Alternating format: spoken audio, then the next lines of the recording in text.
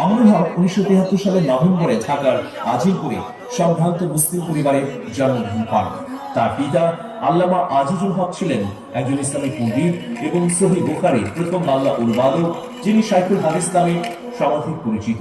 তার ভাই বোনের সংখ্যা 13। মাহফুজুল হক তার অগ্রজ, একজন প্রভাবশালী ইসলামী পণ্ডিত এবং বেফাকুল মাদারিসিল আরাবিয়া বাংলাদেশের মহাসচিব। প্রাথমিক জীবনে মামুনুল হক তার পিতা আজিজুল হকের নিকট লেখাপড়া শুরু করেন।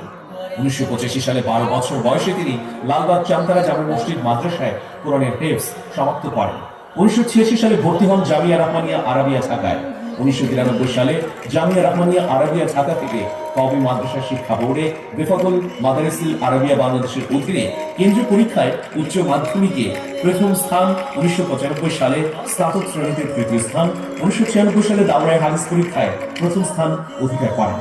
পাশাপাশি এশিয়ান ইউনিভার্সিটি অব বাংলাদেশ থেকে অর্থনীতি অনার্স ও মাস্টার্স সমাপ্ত করেন মাওলানা মামুনুল হক। 2013 সালের 5 ও 6 মে ঢাকার শাপলা চত্বরে অনুষ্ঠিত হেফাজত আন্দোলনের নেতৃত্বের জন্য 12 মে মাওলানা মামুনুল হককে গ্রেফতার করা হয়। এ সময় তিনি কারাগার থেকে বলছি নামে একটা বই রচনা করেন, যা ওই বছরের সেপ্টেম্বরে প্রকাশিত হয়। 2018 সালে অনুষ্ঠিত বাংলাদেশের সাধারণ নির্বাচনের দুদিন আগে তাকে পুনরায় গ্রেফতারের অভিযোগ ওঠে। 2021 সালের এপ্রিল পর্যন্ত তার বিরুদ্ধে সারা দেশে রাষ্ট্রদ্রোহী মামলা সহ অর্ধশতাধিক মামলা দায়ের করা হয়। এর মধ্যে 18 এপ্রিল মোবাইল ও মানিব্যাগ চুরির মামলায় তাকে গ্রেফতার করা হয়, যা 2020 সালে দায়ের করা হয়। মাওলানা মামুনুল হকের বিরুদ্ধে এমন অভিযোগ আনা হয় যা আসলে তার দীর্ঘদিনের সম্মানকে ক্ষুণ্ণ করারই একটি অপপ্রয়াস। সর্বশেষ নারায়ণগঞ্জের একটি রিসোর্টে তিনি স্ত্রী সহ সেখানে উপস্থিত হলে ফাঁসিবাদীরা তাকে আক্রমণ করে এবং পুলিশের হাতে তুলে দেয়। এই ঘটনা সারা বিশ্বকে তোলপাড় করে। অবশেষে মিথ্যা অপসৃত হয়েছে, সত্য উন্মোচিত হয়েছে। মাওলানা মামুনুল হক আবারও ওয়াজের ময়দানে ফিরে এসেছেন সত্য এবং সুন্দরকে প্রচারের জন্য। মাওলানা মামুনুল হক তার জ্ঞান, প্রজ্ঞা, মেধা, দূরদর্শিতা দিয়ে বাংলাদেশের সর্বস্তরে এবং বাংলাদেশের বাইরের 10 দিগন্তে দিনের প্রচারণে ছড়িয়ে পড়ুন, এই আমাদের নিরন্তর কামনা। জেলে ভরে জুলুম করে এ মনে ভাঙা যাবে না, অত্যাচারের শিকল দিয়ে এ মনে বাঁধা যাবে না। জেলে ভরে জুলুম করে এ মনে ভাঙা যাবে না, অত্যাচারের শিকল দিয়ে এ মনে বাঁধা যাবে না।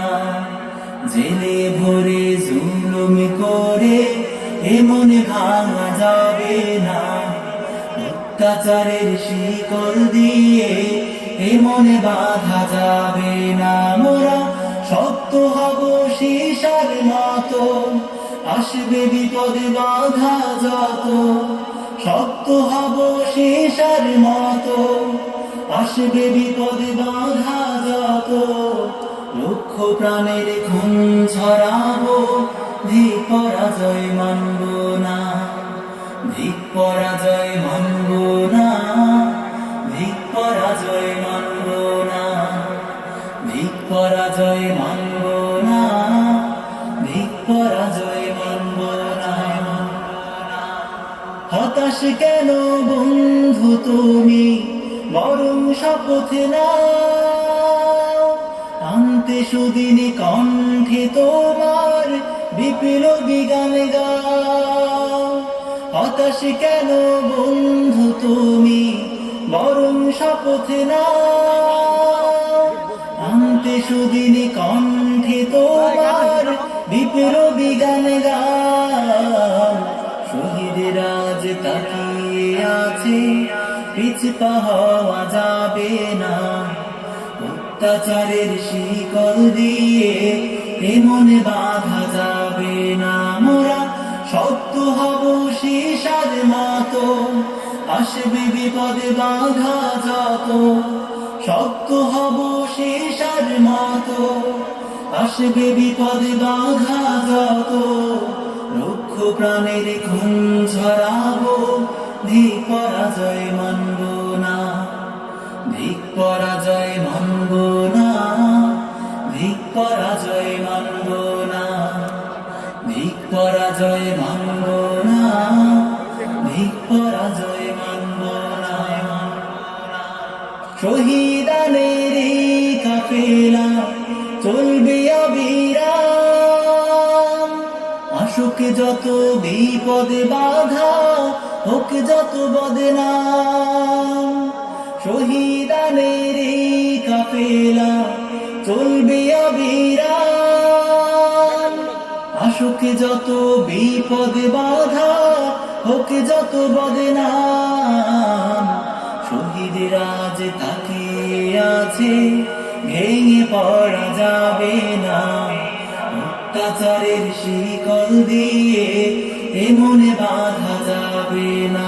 মোরা সত্য হব সীসার মতো, আসবে বিপদ বাধা যত। সত্য হব সীসার মতো, আসবে বিপদ বাধা যত।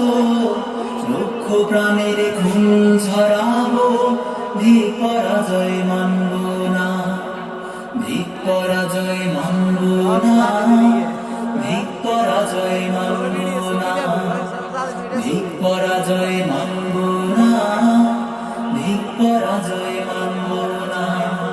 জেলে ভরে জুলুম করে এ মনে ভাঙা যাবে না, অত্যাচারের শিকল দিয়ে এ মনে বাঁধা যাবে না। জেলে ভরে জুলুম করে এ মনে ভাঙা যাবে না, অত্যাচারের শিকল দিয়ে এ মনে বাঁধা যাবে না। মোরা সত্য হব সীসার মতো, আসবে বিপদ বাধা যত। সত্য হব সীসার মতো, আসবে বিপদ বাধা যত।